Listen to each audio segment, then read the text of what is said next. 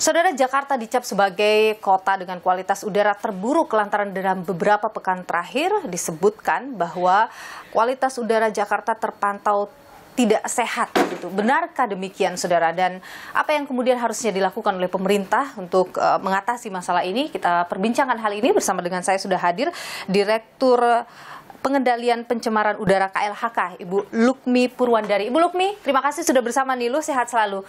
Jadi Ibu Lukmi, benar ya bahwa kualitas udara Jakarta di pekan terakhir atau dalam 2 pekan terakhir memang lagi buruk-buruknya? Iya, pada waktu-waktu tertentu di bulan Mei, Juni ini polanya setiap tahun seperti itu berdasar pengamatan kami beberapa tahun. Pada waktu-waktu tertentu itu gimana definisinya? Iya, kualitas udara itu berubah setiap saat.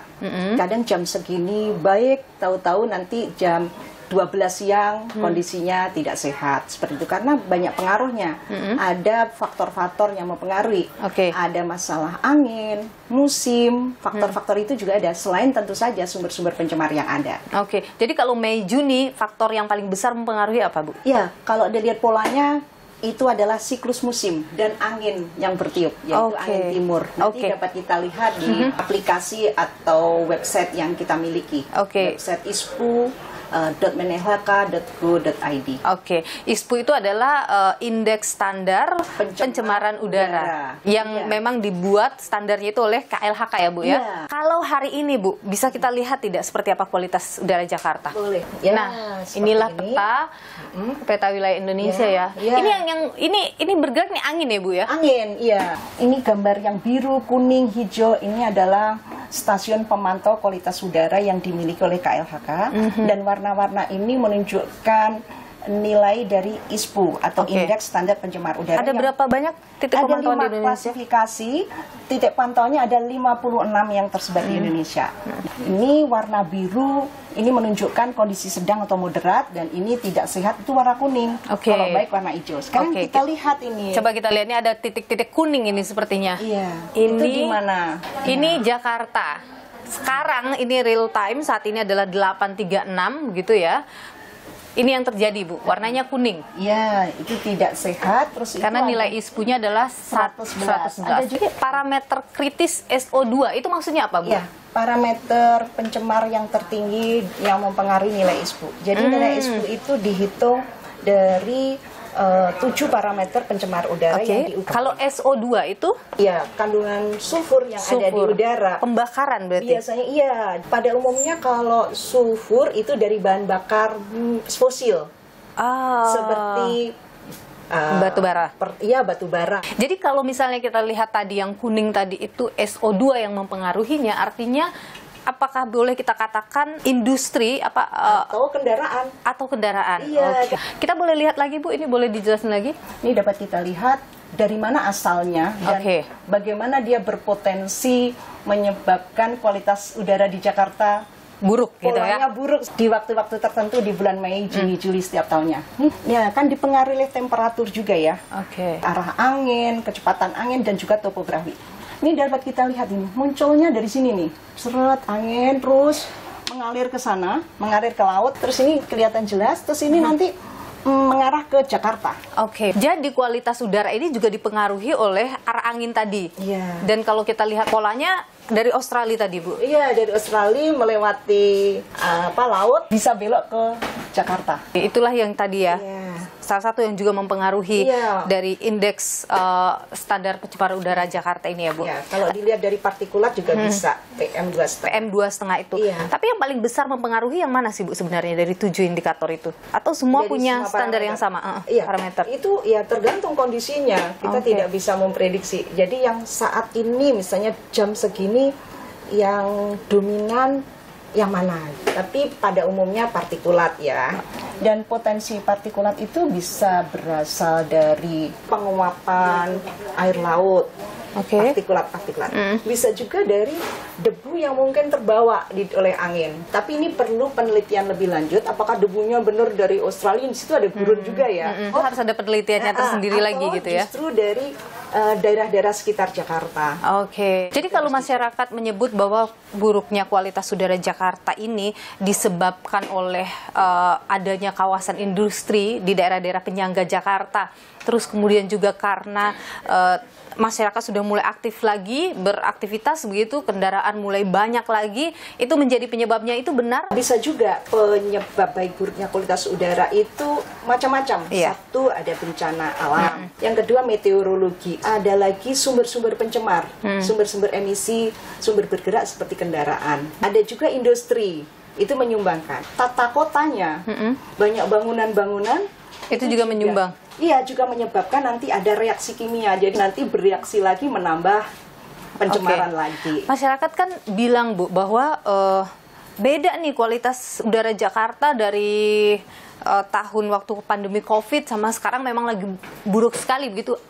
Benar seperti itu, Ibu punya data tidak soal itu? Ya, kami ada data ketika pandemi terjadi Oke. dan sebelum pandemi. Boleh kita lihat? Iya, Kita boleh lihat ya. Saya punya, ini tahun 2018. Oh, ini 2018? 19, 20. Oke. Ini kondisi partikulatnya ya, PM2,5. Ini di Jakarta, di beberapa lokasi. Ini garis yang di tengah ini menandakan Ini standar baku mutu untuk, harusnya tidak melewati ini begitu ya? iya gitu. Ini kan lebih tinggi ya. Benar, 2018 tinggi. Terus ini- Memang di 2020 ini saat pandemi ya. COVID dimulai ya terjadi. iya. Ini memang mengalami penurunan ya, Bu ya. Jadi ketika aktivitas masyarakat menurun, memang terjadi penurunan partikulat Iya, jadi 2,5 PM kontribusi 2,5. juga. Dibandingkan dengan tahun lalu ada juga perbandingan datanya, Bu. 2023 ya. Iya. Ini khusus partikulat di GPK. Oke. Rata-rata 24 jam. Oh, ini 2019 memang kelihatan sekali ada di atas garis merah, di atas standar tadi ya, Bu ya. Tapi kemudian pas 2020 masuk COVID ini sudah mengalami penurunan. Ini sudah tidak terlalu banyak begitu. 2021 ini sempat naik juga nih kayaknya, Bu ya. Iya. Kemudian di 2022 waktu itu kita diperketat lagi, ini juga mengalami penurunan. Nah ini 2023 terlihat memang. Tapi secara umum kalau kita bicara kualitas udara Jakarta, kategorinya apa sih, Bu? Kategori sedang atau moderat. Sedang atau moderat, apakah itu artinya baik-baik saja? Sedang itu nanti nilai ISPU-nya 51 sampai 100 itu Oke. mengatakan bahwa tingkat kualitas udara masih dapat diterima pada kesehatan manusia, hewan dan tumbuhan. Tapi apa yang harus dilakukan bagi kelompok sensitif? Kurangi aktivitas fisik yang terlalu lama.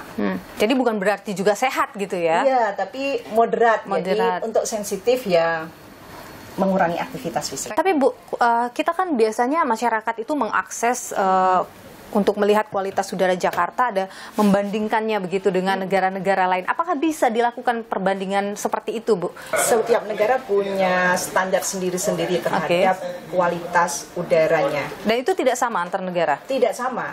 WHO tapi memberikan namanya guidance.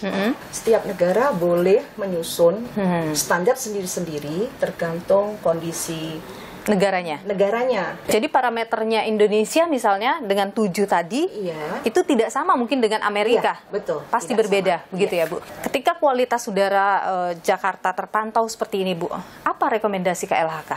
Untuk pemerintah misalnya, bisakah itu dikurangi atau bisakah itu kemudian dibuat jadi hijau gitu kalau tadi ada kuning-kuning? Iya, Apa yang bisa semuanya dilakukan? Saya kira memang kita juga perlu memperbanyak atau